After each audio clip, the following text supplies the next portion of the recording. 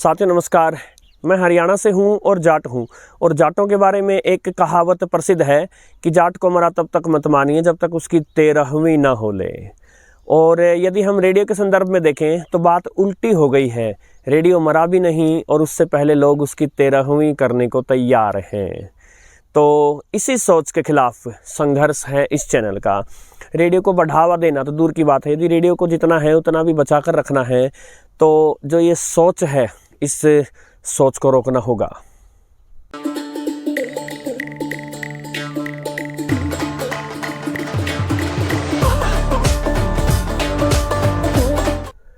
कुछ उदाहरणों से अपनी बात स्पष्ट करना चाहूँगा। एक शख्स का, एक व्यक्ति का इंटरव्यू सुना मैंने और वो 3-4 दशक पहले कला जगत से जुड़े थे, रेडियो से भी जुड़े थे। और अपने इंटरव्यू में उन्होंने ये बोला कि जिस भी क्षेत्र से वो जुड़े थे उस पर उन्होंने रेडियो पर परफॉर्मेंस भी दी थी। और वो ये बोले कि अब इस तरह के कार्यक्रम रेडियो पर आते ही नहीं, जबकि सच्चाई तो ये है एग्जैक्टली वैसे ही कार्यक्रम आते हैं आज भी रेडियो पर। तो यानी आप देखिए, जो व्यक्ति रेडियो से जुड़े रहे हैं उनके मन में भी ये बात घर कर गई है कि रेडियो पर अब कुछ नहीं आता या रेडियो पर वैसा कुछ नहीं आता जैसे पहले आता था। ये सोच जो है, इस सोच के कारण रेडियो मर रहा है। हमें चैनल पर जिस प्रकार के कमेंट मिलते हैं वो हर राज्य से लगभग लोग जुड़े हैं, पूरे देश भर से कमेंट्स आते हैं। तो समाज क्या सोचता है, समाज की सोच जो है वो भी कमेंट्स से परिलक्षित होती है। मैं किसी के कमेंट्स को पॉजिटिव या नेगेटिव नहीं बता रहा हूँ, ना ही हम किसी के ऊपर कटाक्ष कर रहे हैं, किंतु हम कुछ सच्चाइयाँ जानने का प्रयास कर रहे हैं। लोगों के मन में क्या है और वास्तविकता क्या है ये जानने का प्रयास कर रहे हैं। एक साथी का कमेंट आया कि अब हरियाणवी रागनी जो होती हैं, जो हरियाणवी लोक संगीत है, वो अब रेडियो पर क्यों नहीं आता।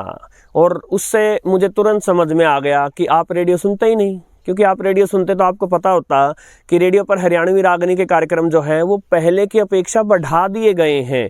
यानी आपने रेडियो बिना सुने और ऑलरेडी आपने मान लिया कि रेडियो पर जो है वो रागनी नहीं आती।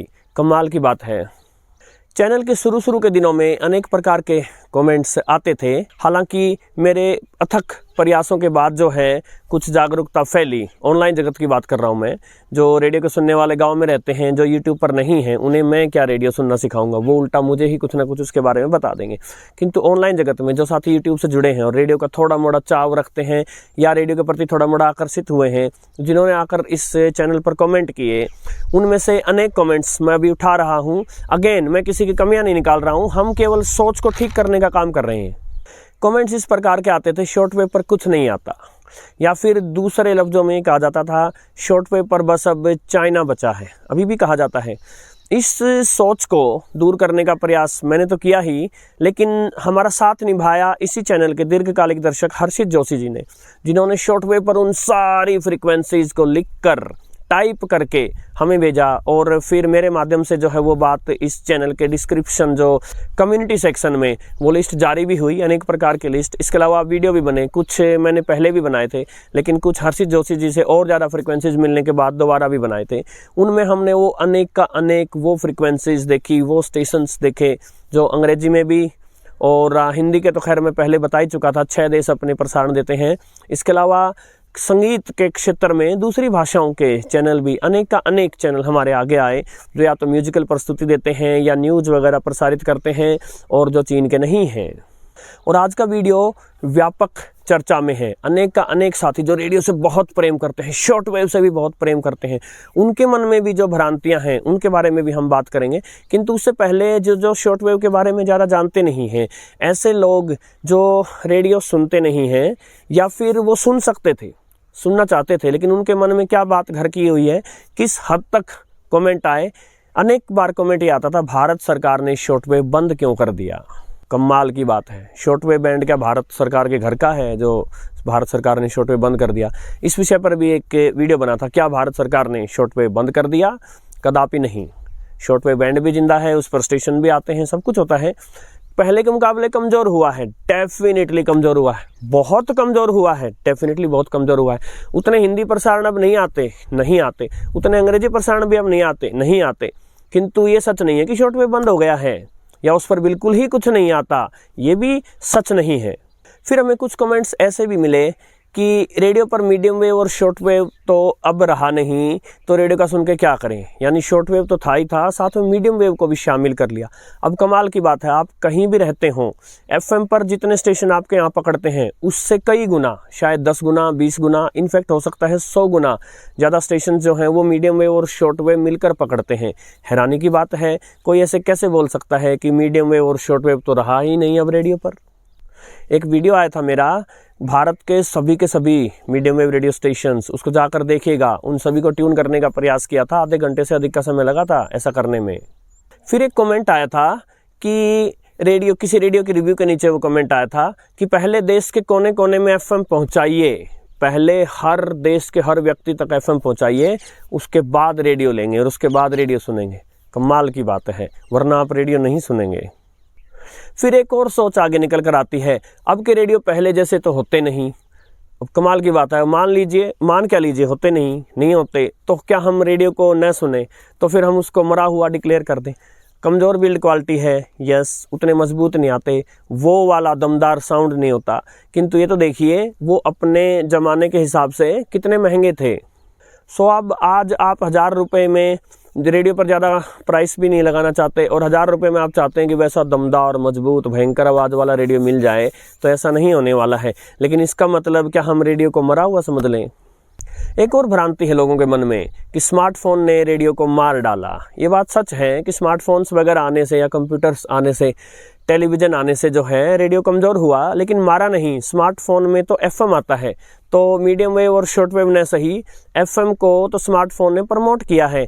लेकिन क्या आप अपने स्मार्टफोन में वो एफएम रेडियो निकाल कर चलाना चाहेंगे? एक और भ्रांति, शॉर्ट वेव ही असली रेडियो है।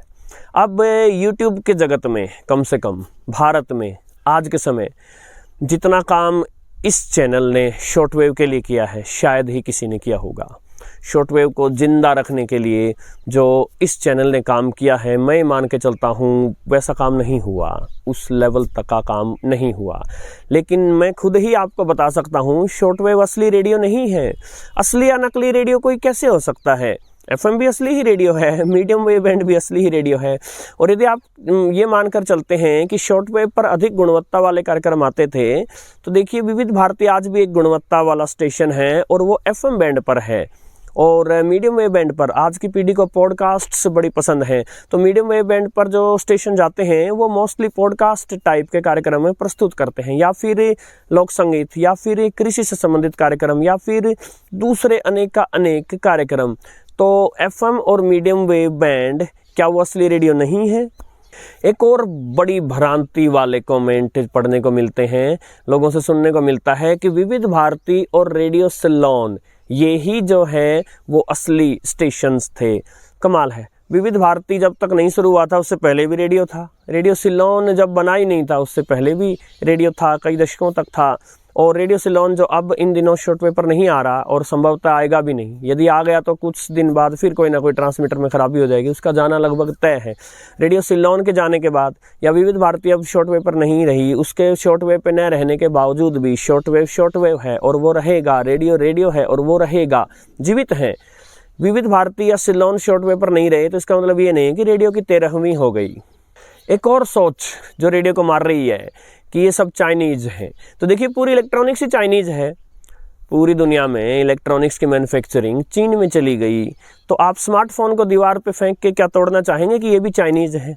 तो हम इस सोच का शिकार रेडियो को क्यों बनाएं कि रेडियो भी चाइनीज है?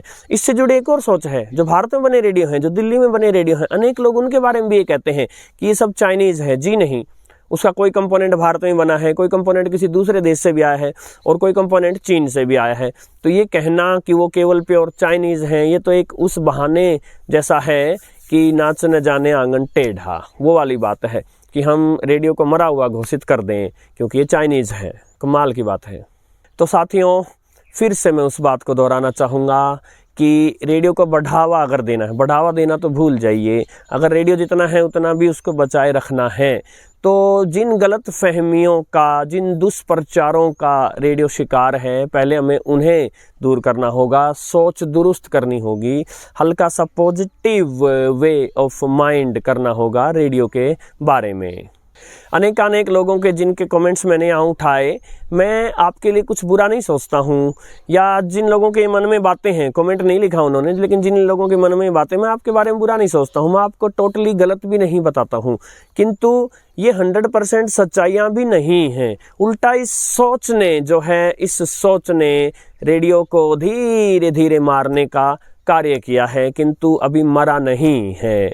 उसकी पहली, दूसरी या 12वीं या 13वीं करने की मत सोचिए।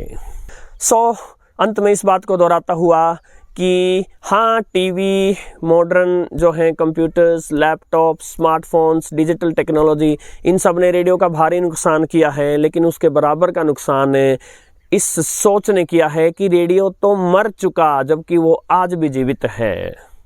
और कई साथी आकर हास्यास्पद तरीके से पूछते हैं कि रेडियो सुनता कौन है भाई आज के ज़माने में, तो आप देखिएगा इस रेडियो चैनल के सब्सक्राइबर्स कितने हैं, वहीं जाकर देख लीजिएगा आज के ज़माने में। नमस्कार।